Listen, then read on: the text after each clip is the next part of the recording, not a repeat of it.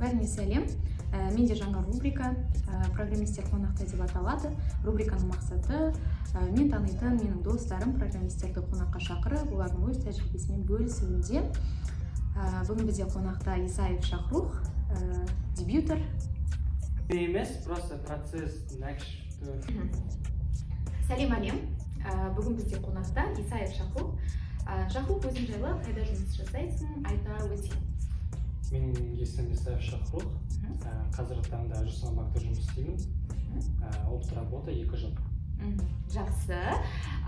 Шахрух, енді менде мынандай сұрақ. Жасамбанкке қалай жұмысқа кірдің? Вакансияны қайдан көрдің? Сол жайлы айтсаң. Менің круг общениям IT саласынан алыс емес еді, достарым. Достарыммен контактқа шығып, олардан сұраймын, қай жақта стажировка етуге болады, қай жерде жұмыс істеуге болады дегендей. Сол уақытта бір досым маған звондап, осындай стажировка бар Жасамбанкта, өтіп көрсең болады деп.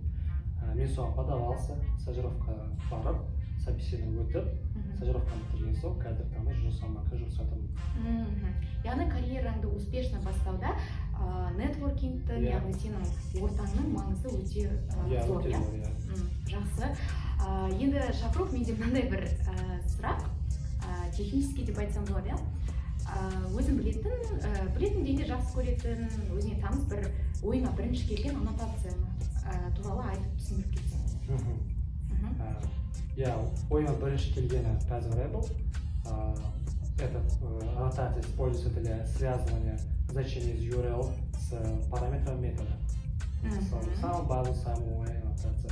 Жақсы. Ендеше сіздер де Passwordable туралы егер білмесеңіз, немесе білсеңіз де ұмытып қалсаңыз, погуглить етіп алсаңыз болады. Шахрух, саған үлкен рахмет. Енді менде осы рубрикаға байланысты келген әрбір қонағыма бір сыйлық бар. Яғни Шахрухқа да сол сыйлықты жасағым келіп тұр. Бұл бізде Grokm алгоритмі деген кітап. Өте полезный кітап, я өзің білесің. Осы саған сыйлық. Рахмет.